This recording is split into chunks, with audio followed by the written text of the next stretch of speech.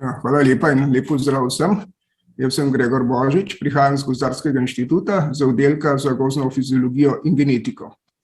V okviru današnje predstavitve vam želim predstaviti širši vpogled v problematiko obnove sastojev s sadno in s setvijo pri nas. Na kratko bom predstavil obe vrsti obnove gozdov in zakaj je tako zelo pomembno naravno pomlajevanje in kakšne so prednosti obnove s sadno. Predstavil bom tudi zakonsko ureditev in register gozdnih semenskih objektov, ki ga vodi Gozdarski inštitut. Hkrati bom pokazal še del rezultatov ankete o obnovi gozdov, ki smo jih izvedli med vodilnimi strokovnjaki po posameznih gozdno-gospodarskih območjih v letu 2021. In sicer po tem, ko so bili izdelani novi 10-letni gozdno-gospodarski načrti, ter tudi rezultate obsega sadne in stroškov vseh ukrepov umetne obnove gozdov v Sloveniji v 14-letnem obdobju, od leta 2007 do 2020, ki smo jih pridobili z analizo uradnih evidenc Zavoda za gozdove Slovenije. Imam pa tudi pripravljenih nekaj vprašanj. Zdaj, gozdove v Sloveniji upravljamo po načelu trajnostnega, sonaravnega in večnamenskega gospodarjenja. Za zagotavljanje trajnosti je pa bistvenega pomena prav pravočasna in uspešna obnova gozdov. To je zelo pomemben ukrep in ga zdaj treba nujno načrtovati. Naš cilj je oblikovati tak mlad gozd, ki se bo dolgoročno lahko razvil v stabilen in zdrav gospodarski gozd, ki bo tudi v novih, to je spremenjenih podnebnih razmerah, upravljal svojo večnamensko vlogo, vključno s proizvodno funkcijo in še vedno zagotavljal ekosistemske storitve. Prosim, naslednji slajd. Vrste obnove imamo naravno obnovo in obnovo s sadno in setvijo, katere sinonim je umetna obnova. Večina obnove slovenskih gozdov poteka po naravni poti in situ. S prenosom genetske informacije se ohranja evolucijski potencial populacij za njihovo stalno dinamično prilagajanje na nove rastišne razmere v novem spremenjujočem se okolju. To je to, zakaj je naravno pomlajevanje tako izredno pomembno. Prosim, naslednji slajd.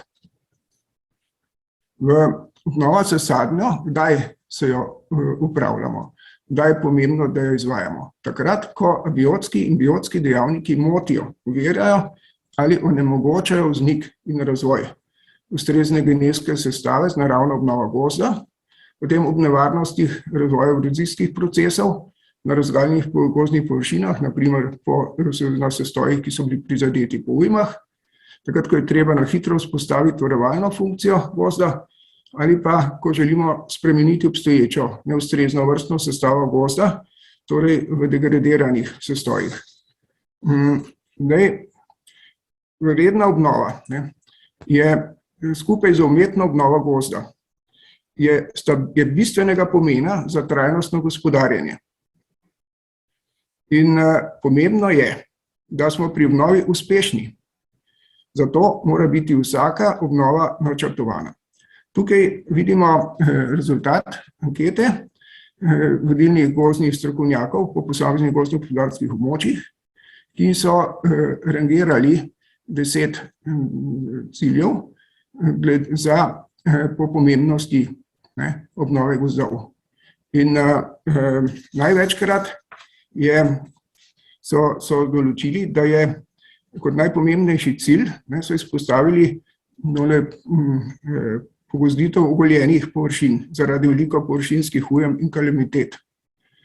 Naslednji najbolj pomembni cilj pa redna umetna obnova gozdov, kjer je oteženo naravno pomlajevanje in pa povečanje lesno proizvodnega potenciala sestojev z ustreznimi deleži visoko vrednih drevesnih vrst. Prosim naprej.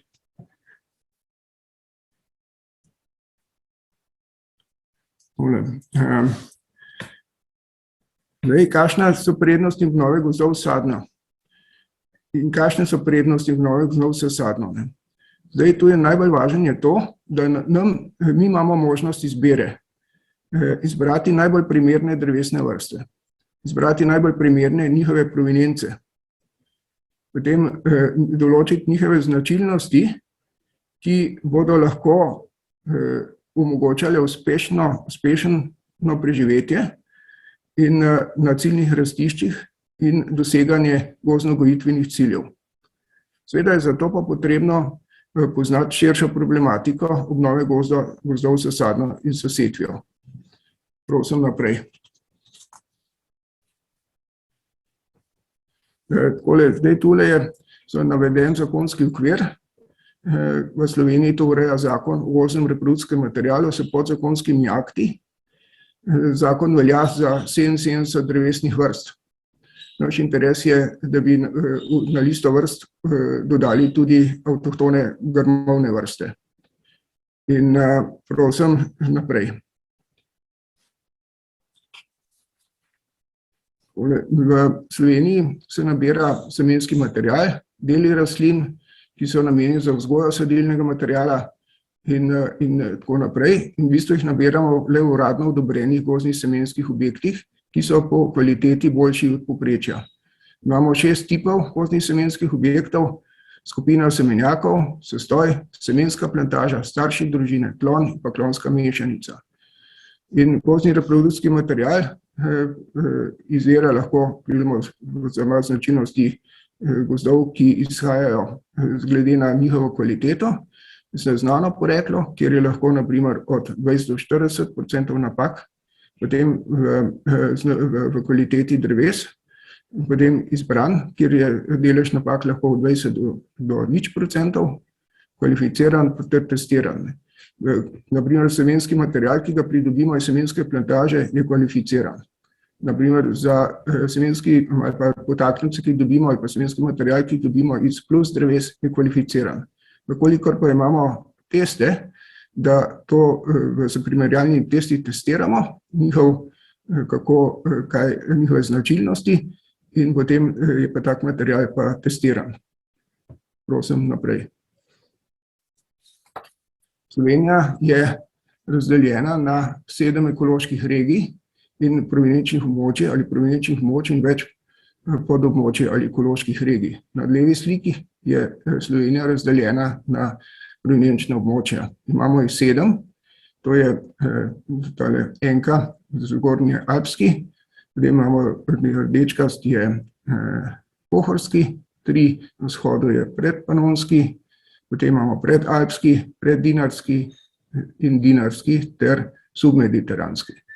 Na desni strani pa prikazujemo lokacije gozdnih semenskih objektov, s katerimi je mogoče nabirati seme ali pa dele rastlin oziroma seme in pa puljenke za uporabo v gozdarstvu.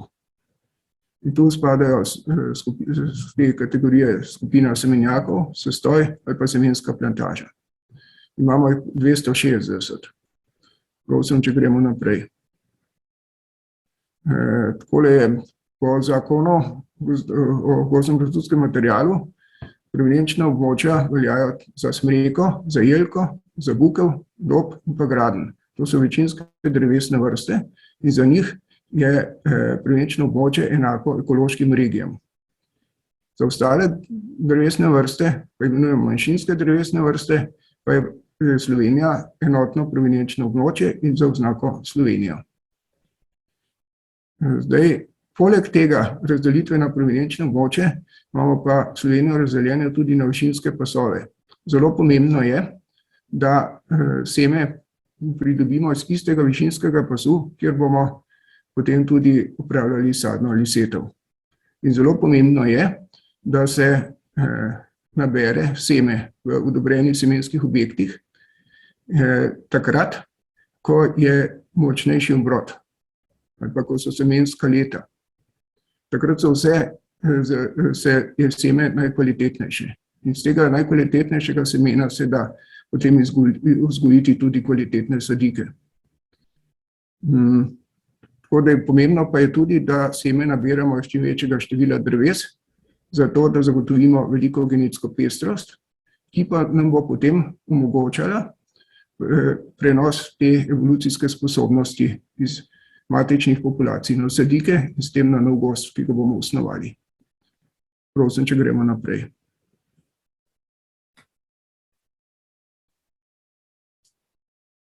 Prosim za nov slajd. In pravilnik o določitvi promenečnih območij pa tudi določa usmeritve za rabo gozdnega reprodukcijskega materiala. Vidimo, da imamo 5 usmeritev, povsod gre za primerno usmeritev, vendar prve 3 so najbolj primerne, zelo primerne in primerne. Potem imamo pa manj primerno in izjemoma primerno. Na ta način lahko zagotavljamo dovolj semenskega materiala za potrebe sadn. Vidite, da je najbolj pomembno je višinski pas. Zdaj pa spet naprej. Tukaj je seznam drevesnih vrst, za katere velja zakon in zajema 77 drevesnih vrst. Prosim naprej.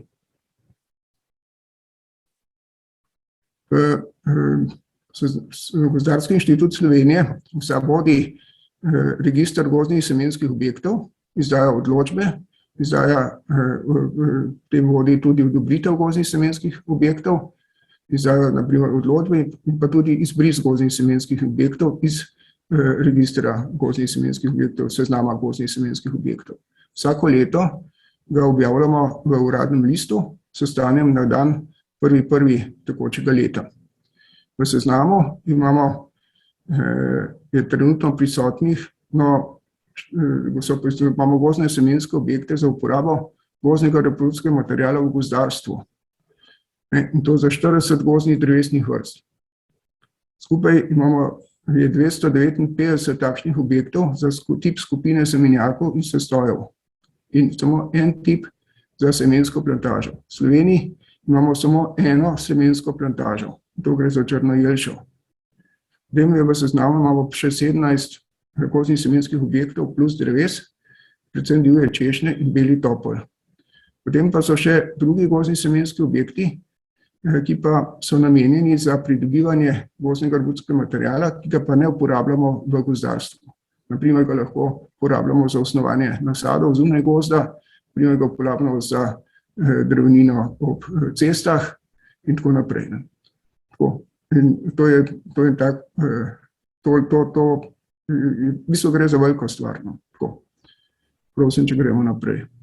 Skupaj to je neka taka statistika, koliko je gozdnih semenskih objektov po številu drevesnih vrst po posameznih regijah in vidimo, da jih imamo največ v subpanonski in najmanj v predinarski. Ter število gozdnih semenskih objektov po višinskih pasovih na desni strani.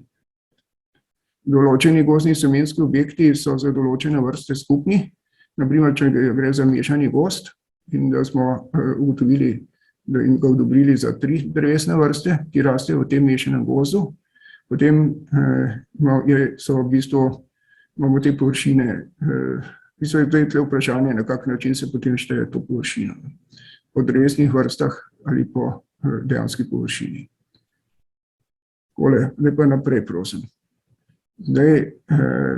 Ker je treba priporočilo nabirati seme v letih z večjega števila dreves v letih z močnejšim obrodom.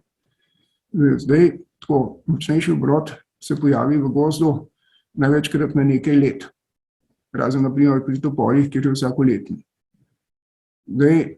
Seme ni obstojno, da bi ga lahko shranjeval kar tako, odvisno je od drevesne vrste. Zato se ga hrani v semenskih hranilnicah. Vendar tudi tu so omejitve. Določene vrste se težko hrani v semenskih hranilnicah, zlasti nekatere listnate drevesne vrste. Tako da tukaj so omejitve.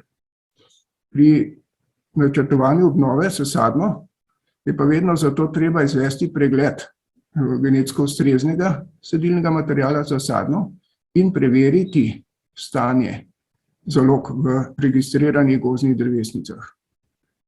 Svoja sadik v drevesnicah bi moramo vedeti. Kot smo slišali danes na začetku predstavitve od gospoda Margona, svoja sadik je večletna. Z drevesnice vzgajajo večje število drevesnih vrst in pridelujejo sadike za golo korenino ali pa v kontejnerjih. Če za golo korenino, potem jih je dobro posaditi v času, ko so neolistane. Zdaj, da jih lahko držijo v drevesnici sranje, da ne listijo prezgodaj, morajo imeti hladilnico. In to so investicije, velike investicije v bistvu v gozdno drevesničarstvo. Potem, če pa imamo sadike, ki vzgajajo v kontejnerjih, potem pa te sadike lažje sadijo v daljšem vegetacijskem dobi in tudi, ko so zelene. Naprimer, zlasti je to pomembno za uporabo za obnovo gozdov v visokogorskem pasu. Zdaj pa še obseg sadne. Po podatkih Zavoda za gozdove in v uradnih evidencah je Zavod za gozdove v 14-letnem obdobju, se pravi v obdobju 2007 do 2020, izvedel obnovo gozdov s sadno na 5353 hektarjih gozdnih površin, kar pomeni, da je bilo povprečno obnovljenih 0,04% površin gospodarskih gozdov na leto. Pred divjadjo so zaščitili 61% gozdnih površin in na celotnem območju Slovenije je bilo v tem obdobju za vse ukrepe umetne obnove gozdov porabljenih 33 milijonov 559 tisoč 188 evrov. Od tega je šlo za sadno 53%, za ukrep varstva pred divjadjo 42% in za ukrep pripravo tal 4%, ter za setev 1%. Tako da vidite, da gre za velike številke obnova gozdov in ogromno dela opravljenega. V posajenih je bilo skupaj 12 milijonov dreves, od tega 51% sadik listavcev in 48–49% sadik iglavcev. Povprečna vrednost klasične sadike je bila pri listavcih 1,19 evra, pri iglavcih pa pol manj. Povprečna cena kontejnerske sadike je precej višja, pri listavcih je skoraj 2 evra, pri iglavcih pa 1,7 evra. Strošek na hektar, ki nastane pri ukrepu sadna, je bistveno višji kot pri ukrepu setev. Gre za strošek okrog 6.000 evrov na hektar, medtem ko je setev stane pravzaprav 1.000 evrov na hektar. Tako. Zdaj, zelo važno je, kakšen je uspeh sadne. In uspeh sadne lahko merimo na raziskovalnih ploskvah ali pa to so najbolj relevantne ocene. Mi smo pa za potrebe projekta povprašali strokovnjake, kakšen je povprečni doseženi uspeh preživetja sadik na posameznem gozdnem gospodarskem območju, glede na delež preživetja sadik, vseh posajenih sadik v 3. letu po sadni v tem obdobju. In vidimo, da je uspeh sadne iglavcev višji, razen na območni enoti Murska Sobota in pa Ljubljana. In da gre za povprečni uspeh, ki ga ocenjujejo, je od 41 do 60% pri listavcih. Torej, zavedati se moramo, da kljub vsem naporom, z našim naporom za zagotovitev čim boljšega uspeha, uspeh na terenu ni nikoli 100%, ampak še vedno so rezerve. Takole, prosim naprej. Zdaj imam pa tu vprašanje. Kateri dejavniki, oziroma bi že kakšen želel kaj povedati, preden grem na nadaljnje vprašanje.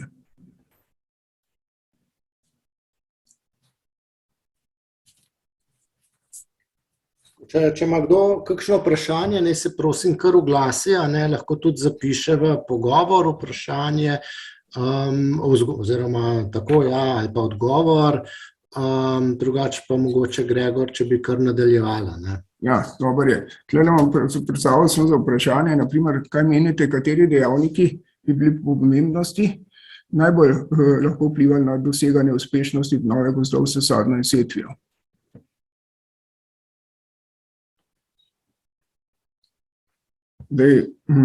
Ali menite, gre za, da ima največji vpliv, naprimer manipulacija s sadikami in logistika, ali je bolj pomembna kvaliteta vzgoje sadik, ki jih dobimo iz drevesnice, ali je bolj pomembna, naprimer, kvaliteta sadne, ali so na to vplivajo najbolj mogoče vremenske razmere. Ker če sadiko posadimo, potem ni dežja, ali pa da je po prvem letu, v prvem vegetacijski dobi, ki se mora sadika dobro ukoreniniti, da je huda suša, potem imamo zelo malo možnosti, da bomo imeli uspeh s sadno.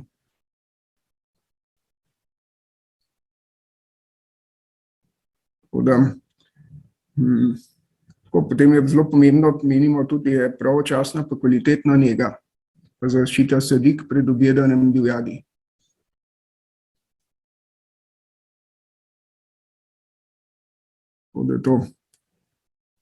Tukaj imate tole na to. To sem izpostavil, kaj lahko najbolj vpliva na doseganje uspešnosti obnove sadno in setvijo.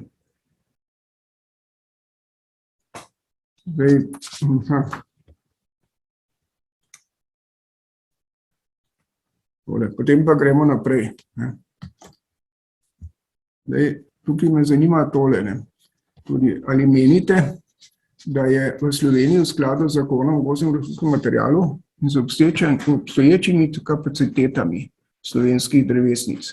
Imamo 2 regionalni, tam štejem drevesnico Štivan in pa drevesnico Umorika in pa 3 lokalne drevesnice. 2 sta v Prekmurju in ena v Žakovcih, druga je od Kolenkota, tretja je pa potem, mislim, da je nova drevesnica, ki se specializira tudi na pridelavo kontejnerskih sadik. Mogoče zagotoviti, ali menite, da je v Sloveniji v skladu z zakonom in obstoječimi kapacitetami mogoče zagotoviti dovolj kvalitetnega semena in vzgojiti kvalitetne sadike za povečanje uspešnosti obnove gozdov s sadno in setvijo. Nekaj o tem smo danes že slišali. Gre za to, da je treba za uspešno obnovo upoštevati več dejavnikov. Pomembno je načrtovanje sadenj. Tudi, ko sem postavil to vprašanje, sem si poskušal odgovoriti, kaj bi lahko rekel. In sem prišel do tega, kar smo danes že slišali na nek način, da je dejansko potrebno načrtovanje sadenj in na osnovi realnih možnosti in proizvodnih kapacitet drevesnic v Sloveniji in pa tudi dejanske realizacije.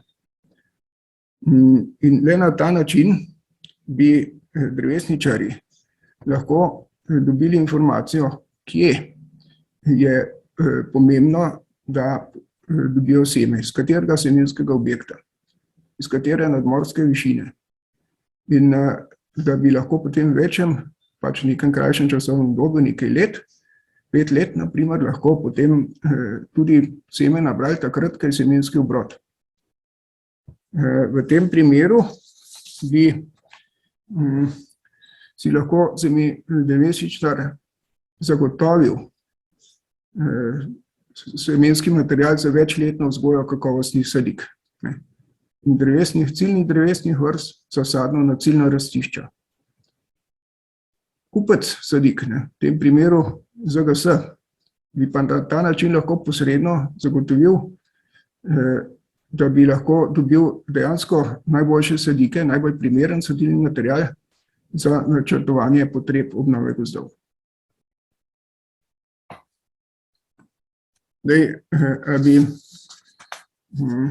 Tako da res je potrebno vzpostaviti sistem dolgoročnega načrtovanja in prostorskega planiranja in dolgoročnih pogodb.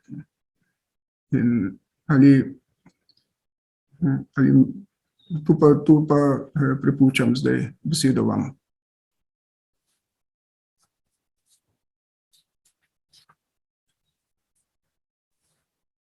Če ni, pa gremo naprej. Potem pa prosim za naslednji slajd. Takole, zdaj predstavil bom tudi naše delo na projektu, celo na kratek način, v okviru projekta Care for Climate.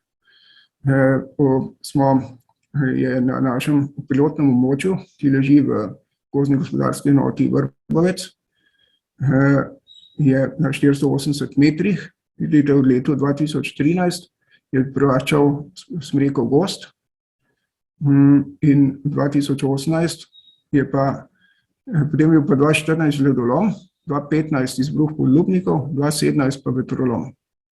In naravna obnova bi na takem območju potekala 40 let ali več. Tako da zdaj tukaj dajem primer takih praktičnih rešitev, ki jih v zvezi z obnovo gozdov izvajamo tudi v projektu Care for Climate. In tukaj izvajamo pogozditev ogoljene površine na degradiranih gozdnih tleh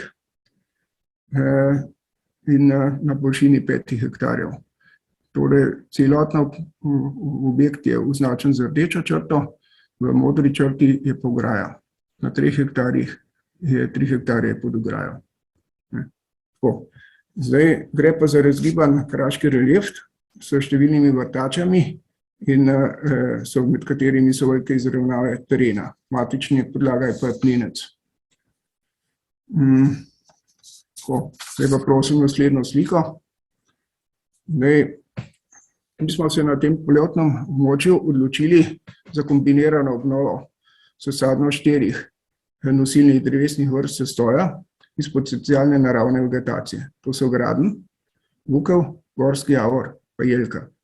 Sadimo v večjih skupinah po 37 osebkov glede na ustreznost mikrorastičnih razmer za posamezno vrsto in potem med temi skupinami pa sadimo manjše skupine 5 plodonosnih vrst s 5 drevesi v skupinici in sadimo divjo češnjo, divjo hruško, jelesniko, jerebiko pa enovratni glog.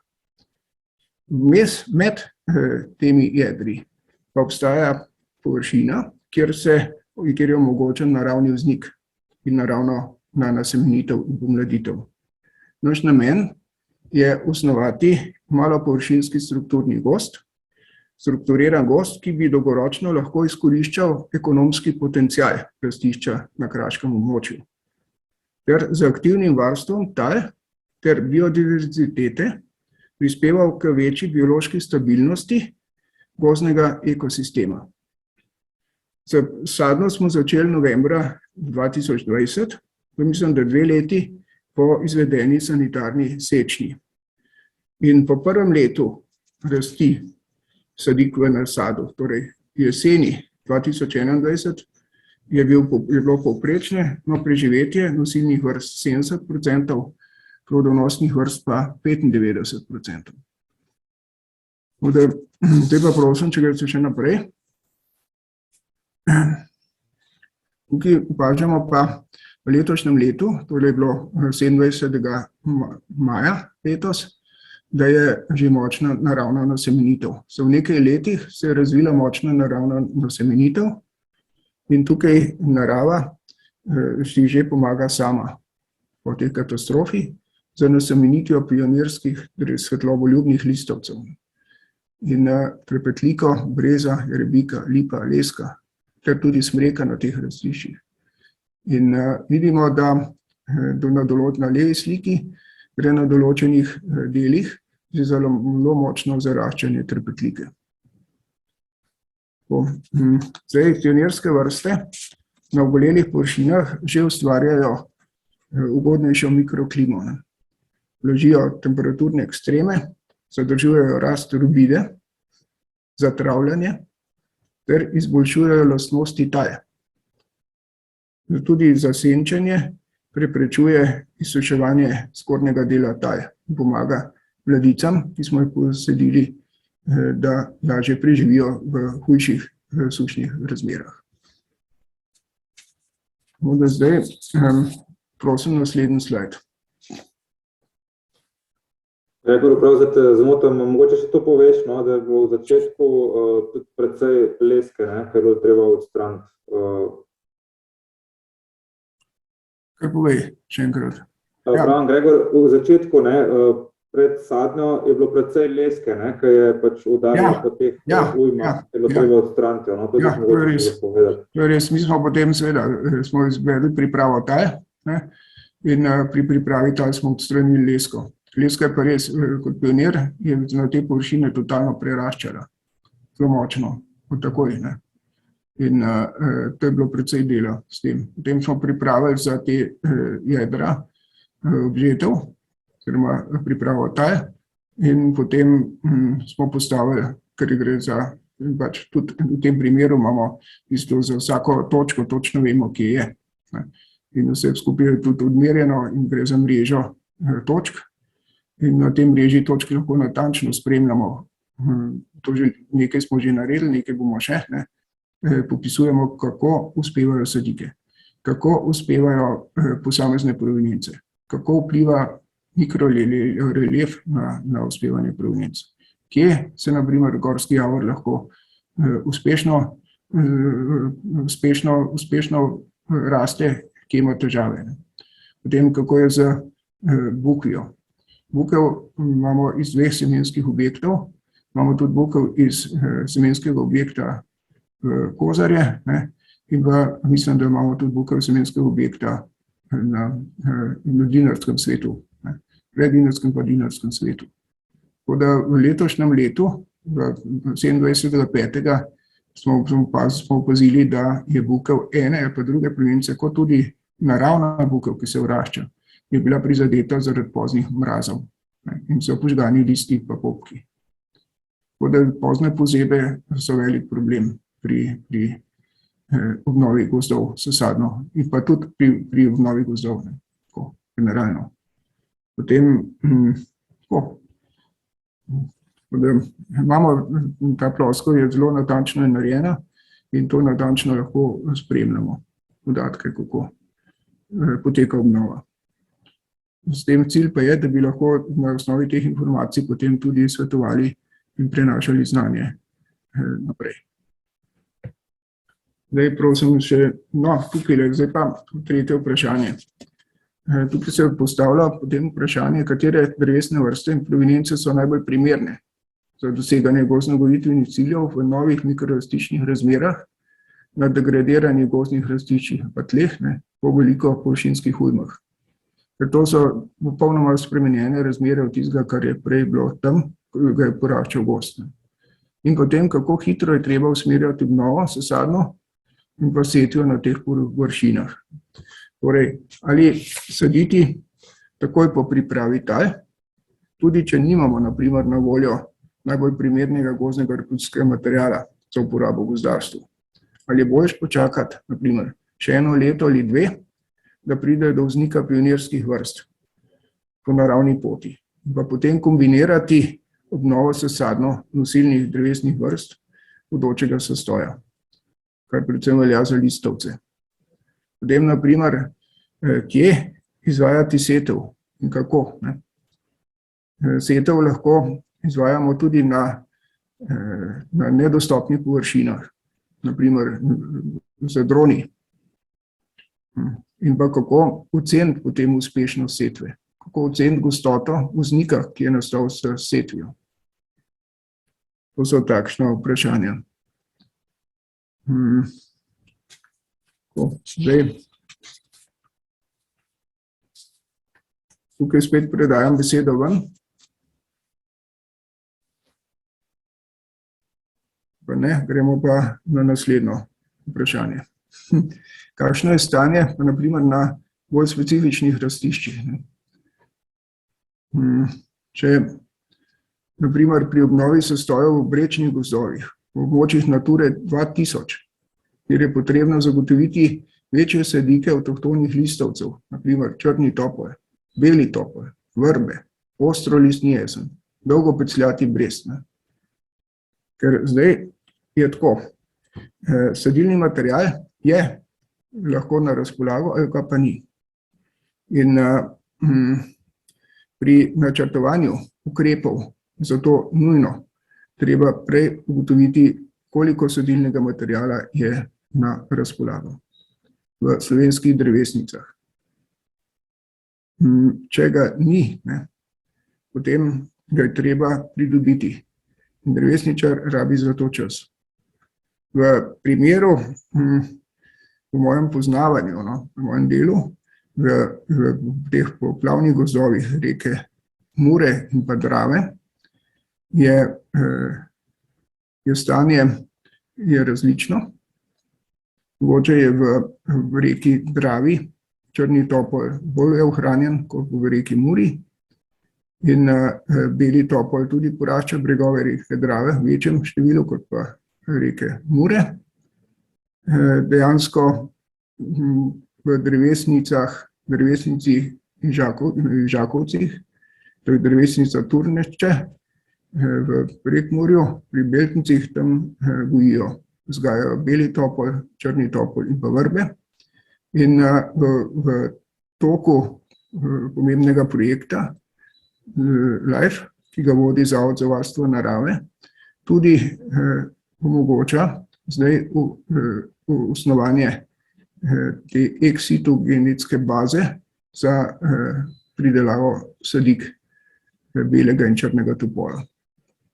Je pa tudi drugi projekti na tem območju so prispevali k temu, zlasti za črni topol.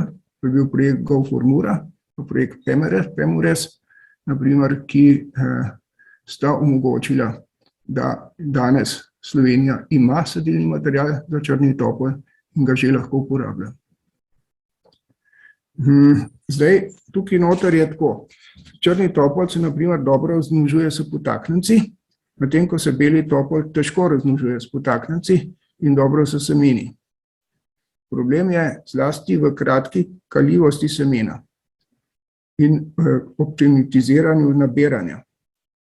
Potem je problem pri vzgoji sadilnega materiala z vegetativnim razmnoževanjem. Namreč je potrebno predvsem zagotoviti uravnoteženo spolno strukturo sadilnega materiala, s katerim želimo osnovati dopolnilno sadno ali pa obnoviti habitate. Ker vrste so dvodomne. Imamo osebke, ki so samo moški, in pa osebke, ki so samo ženske. Če nimamo uravnotežene strukture, potem nismo dosegli ciljev, ki smo si jih zadali. In zaradi tega je potrebno pri pridobivanju, pri pripravi genetske baze v živih arhivih, matičnjakih, prej pri matičnih drevesih, na matičnih drevesih, s katerih pridobimo na vegetativni način potaknjence in vzgojimo klone, ko rekoč moramo vedeti, z katerega spola je drevo.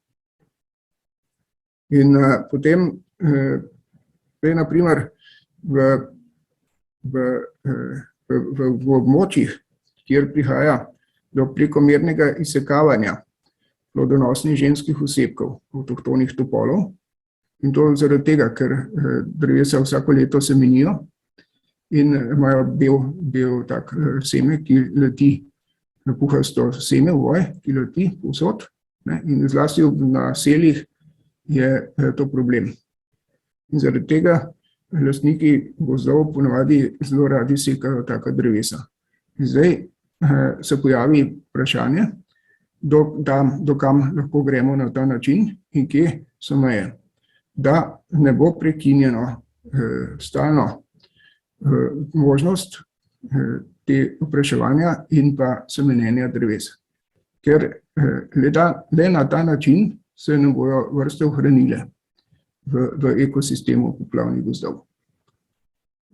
Potem, kot da se že v Pri črnem topolu, je že, v bistvu, pa tudi belem topolu, se že na določenih območjih v bistvu poraja vprašanje za zaščito posameznih osebkov v gozdu.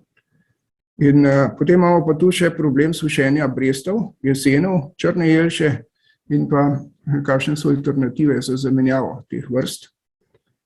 Potem imamo probleme gojenja hrasta, naprimer zaradi poznih pozeb. Potem imamo tu preštevilčno divjad in imamo tudi spremenjene razmere zaradi regulacije rek.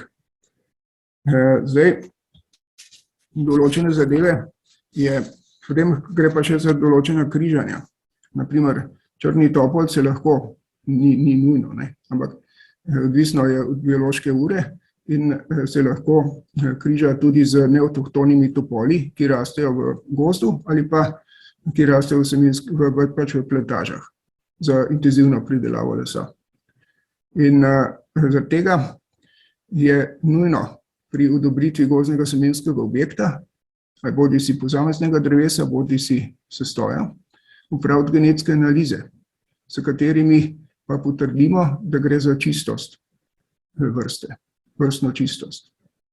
Potem, naprimer, pri belem topolu imamo ob reki Dravi, pa lahko prihaja do križanja s trepetliko. In s tem spet moramo vedeti, za genetskimi analizami preveriti, ali imamo res beli topol ali imamo mogoče sivi topol. Gregor, oprosti, malo si že predolg s časem, tako da če mogoče lahko peto vprašanje pa zaključiš. Peto vprašanje pa zaključimo.